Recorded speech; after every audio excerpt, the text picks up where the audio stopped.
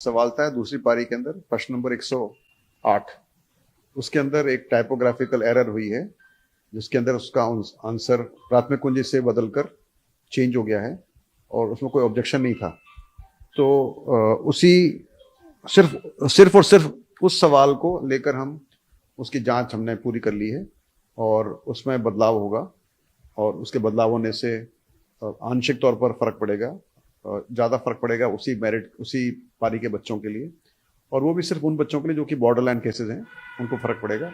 ज़्यादा असर बहुत नहीं होगा और थोड़ा बहुत असर पूरी मेरिट पड़ सकता है लेकिन बहुत मामूली होगा।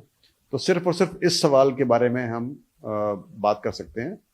इसके अलावा जो अभ्यर्थी हैं वो बिल्कुल फ्री हैं कोर्ट में जाने के लिए।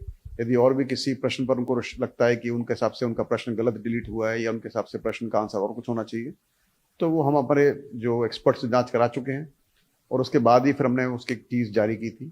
उसमें कोई भी बदलाव अभी संभव नहीं है और यदि कोर्ट का कोई आदेश होगा उसकी हम पालना करेंगे। उसको हम ऐसे चेक नहीं करते कि ये सवाल कब पूछा गया था, उस सवाल का पहले आंसर क्या था।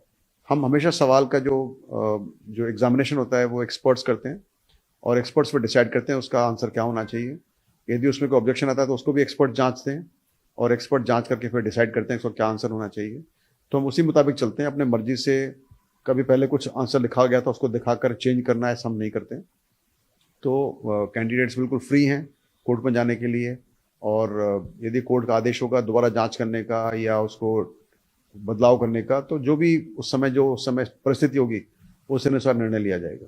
इस सभी का एक ही आंसर है कि ये सब जो सवाल होते हैं उनके अलग अलग ऑप्शंस होते हैं और उसके ऊपर एक्सपर्ट्स पूरा विचार करते हैं। तो आप जो बता रहे हैं कि इंजन और चिड़िया, इस पर भी एक्सपर्ट्स ने विचार करके ही डिसाइड किया था कि उसका सही आंसर क्या होना चाहिए और हम उसी माफिक हमने उसको